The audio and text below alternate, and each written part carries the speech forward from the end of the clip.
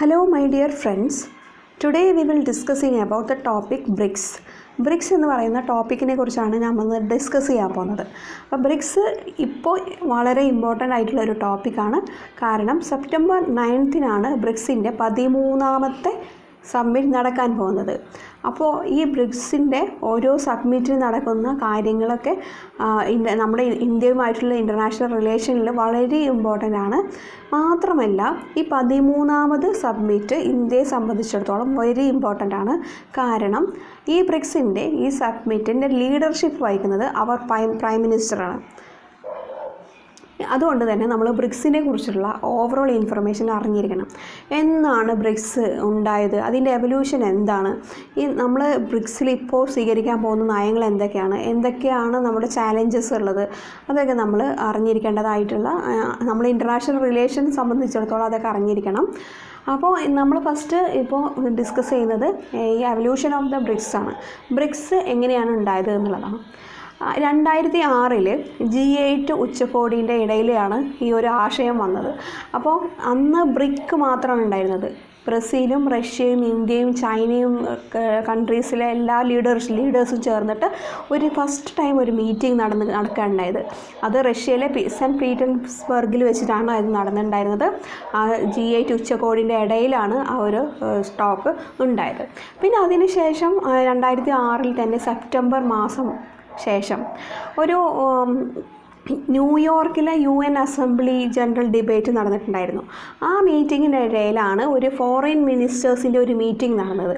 ആ foreign ministers meeting ആണ് first brick foreign ministers meeting ആയിട്ട് നമ്മൾ അറിയുന്നത്. അവിടെ നിന്നാണ് ഈ ഒരു ഗ്രൂപ്പ് ഫോം ആവുന്നത്. അപ്പോൾ ഫസ്റ്റ് UN അസംബ്ലിയുടെ ജനറൽ ഡിബേറ്റ് ന്യൂയോർക്കിൽ നടക്കുകയുണ്ടായി. അവിടെ foreign ministers first BRIC foreign ministers meeting നടക്കുകയുണ്ടായി. അതിലാണ് ഈ ഒരു ഗ്രൂപ്പ് ബ്രിക്ക് എന്ന് പറയുന്ന ഒരു ഗ്രൂപ്പ് ഉടലെടുത്തത്, ഒരു ഫോർമേഷൻ ഉണ്ടായത്. അതിനുശേഷം ഒരു ഹൈ ലെവൽ മീറ്റിംഗ് നടക്കുകയുണ്ടായിരുന്നു.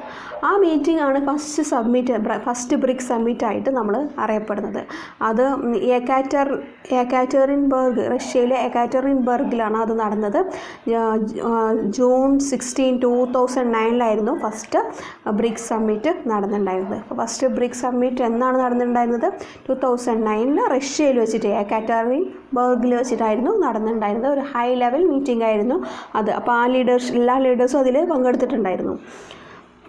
അതിനുശേഷം പിന്നീടാണ് 2010 സെപ്റ്റംബറിൽ ന്യൂയോർക്കിൽ വെച്ചിട്ടുള്ള ഒരു ഫോറിൻ മിനിസ്റ്റേഴ്സിൻ്റെ ഒരു മീറ്റിങ്ങിലാണ് ഈ സൗത്ത് ആഫ്രിക്ക ബ്രിക്സിൻ്റെ ഒരു ഫുൾ മെമ്പർഷിപ്പ് അക്സെപ്റ്റ് ചെയ്തത്. ആ സമയത്താണ് ബ്രിക്കിനെ ബ്രിക്സ് ആക്കി മാറ്റിയത്. അപ്പോൾ Brazil, Russia, India, China and south Africa അങ്ങനെ ആയി മാറി. അത്രയും ഗ്രൂപ്പ്സ് നമ്മളുണ്ടായി.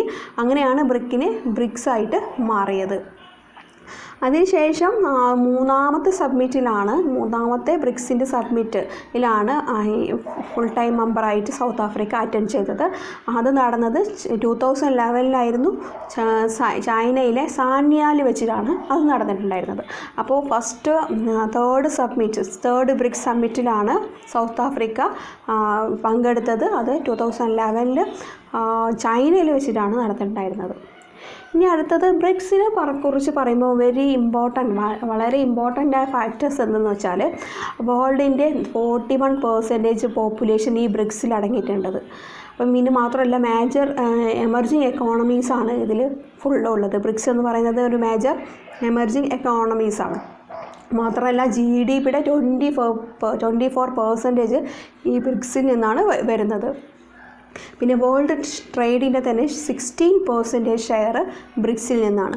അപ്പം BRICS is very important because of the world population that comprises 41% of the world population and is having 24% of world GDP and it's over share in the world trade is 60%.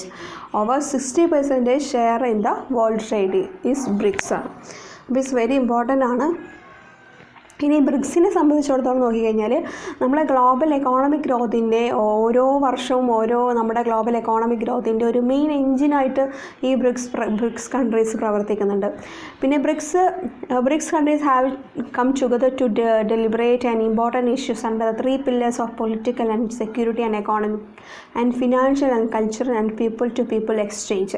ഓരോ സമയത്ത് ബ്രിക്സിൻ്റെ സംബന്ധിച്ചിടത്തോളം ആ ഒരു കൂടിക്കാഴ്ച എന്ന് പറയുന്നത് important ഇഷ്യൂസൊക്കെ എടുത്തിട്ടുള്ളതാണ്. അത് എന്തൊക്കെയാണെന്ന് വെച്ചാൽ ഒരു 3 പില്ലേഴ്സിൻ്റെ താഴെ ആയിട്ടാണത്. ഏതൊക്കെയാണ്? Political and security and economic and financial and cultural people to people exchange ആണ് ഉള്ളത്.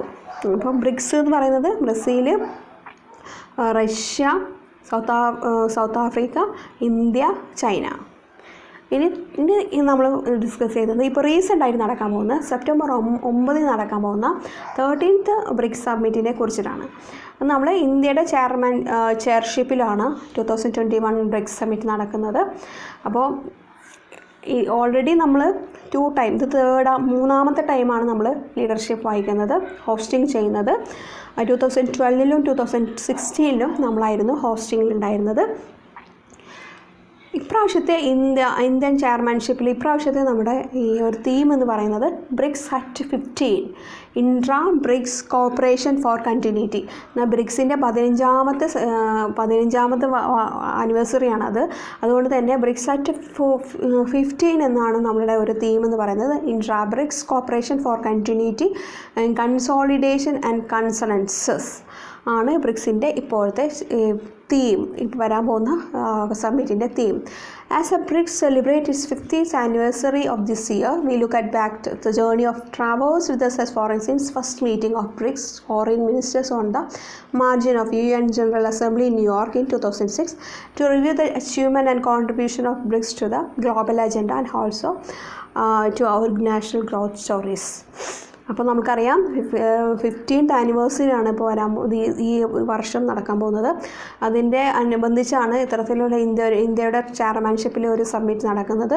അതിൻ്റെ ഒരു തീം എന്ന് പറയുന്നത് BRICS at 15 intra BRICS cooperation for continuity, consolidation and consensus.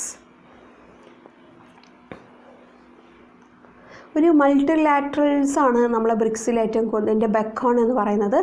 കാരണം equality, mutual respect and trust, ഇതിൻ്റെ ഒരു അതിൻ്റെ ബേസ് ചെയ്തിട്ടൊരു മൾട്ടിലാറ്ററലിസം ആണ് ഈ ഒരു ബ്രിക്സിൻ്റെ ബെക്കോൺ എന്ന് പറയുന്നത്.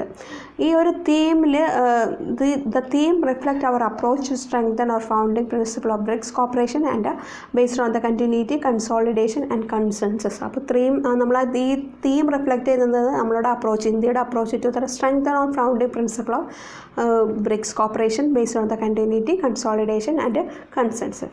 പിന്നെ political and security major challenges ആണ് ഇപ്പോൾ ഈ പൊളിറ്റിക്കൽ ആൻഡ് സെക്യൂരിറ്റി എന്ന് പറയുന്നത്.